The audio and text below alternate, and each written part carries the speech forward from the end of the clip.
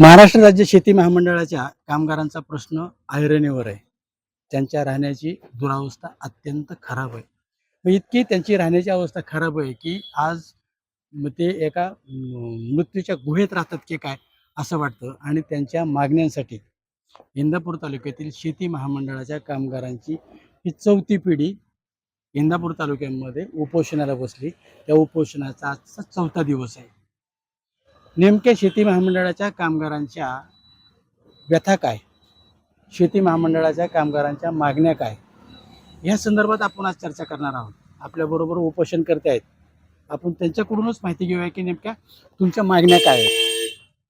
गेल्या 15 ऑगस्ट पासून आम्ही सत्याग्रही मोर्चा काढला आणि आज चौथा दिवस उपोषणला बसलोय.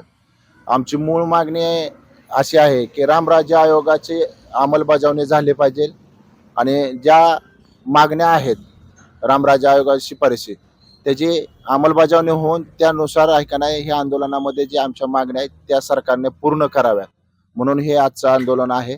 त्याच्या मागण्यामध्ये पहिली गोष्ट आहे की 2 गुंठ जागा, राहतं घर, जे परमनंट कामगार होते त्या परमनंट कामगारांसाठी 5 एकर जमीन द्यायचं ठरलं होतं. जे तात्पुरत्या स्वरूपात कॉन्ट्रॅक्ट बेसवर कामगार होते त्यांना 2 एकर जमीन, 2 गुंठ जागा आणि राहतं घर.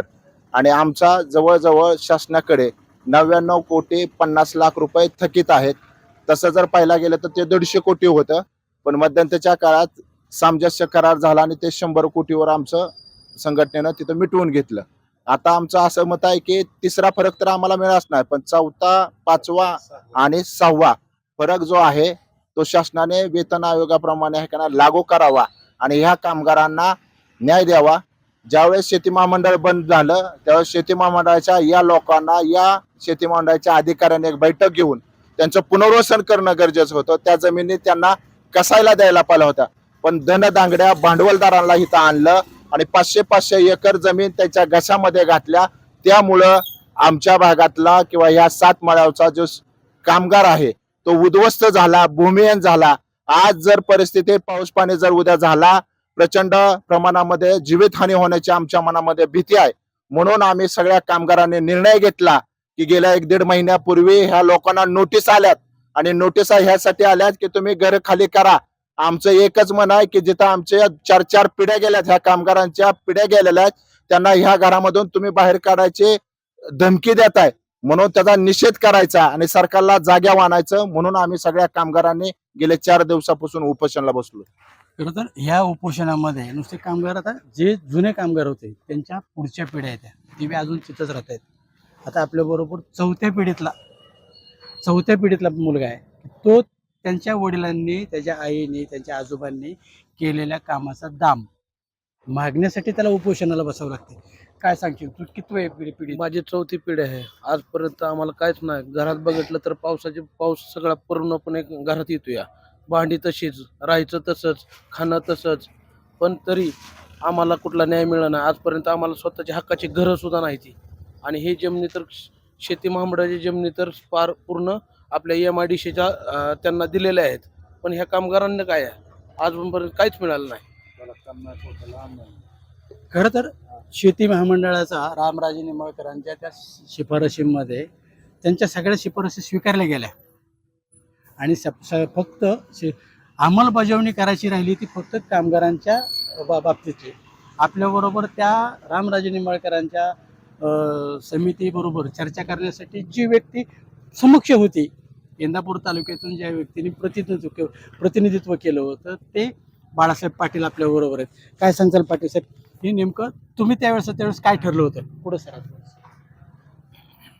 आमच्या खंडकऱ्याच्या समितीत असं कामगारांचा आमचा लढा चालू होता. कामगारांनी आम्ही समिती बैठक घेतली. बैठक घेऊन कामगारांनी त्यांची केस औरंगाबाद खंडपीठातनं काढून घेतली आणि त्यांचं असं त्या समितीत ठरलं की खंडकऱ्याला त्यांच्या ह्याच्याप्रमाणे जमीन द्यायची आणि कामगारांना राहतं घर आणि 2 गुंठ जागा आणि भूमिहीन म्हणून त्यांना 2 एकर जमीन द्यायचं, असं त्या समितीचा ही झालं. आणि त्यानंतर आमचं वाटप झालं आणि कामगाराचं वाटप तसंच राहिलं. खरं तर शेती महामंडळाच्या जमिनी हजारो हेक्टर जमीन आहेत.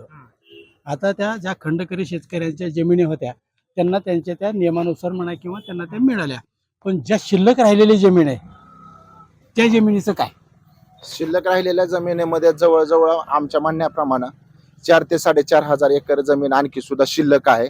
आमची शासनाला विनंती आहे की आमच्या हक्काचं जे 2 गुंठ जागा, राहतं घर आणि 5 एकर जमिनीची आणि कॅज्युअल कामाची, ती आमच्या ह्या बेघर लोकांना किंवा ह्या कामगारांना मिळाले, ही मूळ आमची मागणी आहे. जर या मागणीसाठी ह्यांनी 1-2 दिवसामध्ये निर्णय नाही घेतला तर आम्ही आमच्या कुटुंबासहित ह्याच मंडपामध्ये आम्ही आत्मदहन रॉकेल वतून पेटवून घेऊन, आम्हाला आता जगायची इच्छा राहिलेली नाही.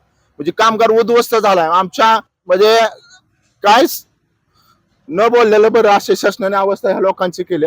शासनाला वेळेत जागी यावी एवढी आमची इच्छा आहे. नाही तर 2 दिवसामध्ये हा निर्णय जर नाही झाला तर अक्षरशः सगळ्या कुटुंबासहित ह्याच मंडपात पेटवून घेणार आहे. एवढी वाईट अवस्था बघितल्यानंतर उद्या माळीन घडेल त्या परिसरामध्ये, 9दारं, 8दारं, उकळमाळ, रत्नपुरीमध्ये परिस्थिती गंभीर आहे. शेती महामंडळातील कामगारांची, त्यांच्या त्या शेतमजुरांच्या राहण्याची अवस्था फार कठीण आहे. आपण पाहिलंय ते. आणि त्यांच्या हक्कासाठी लढ्यासाठी ही त्यांची 4थी पिढी 5वी पिढी उपोषणाला बसली.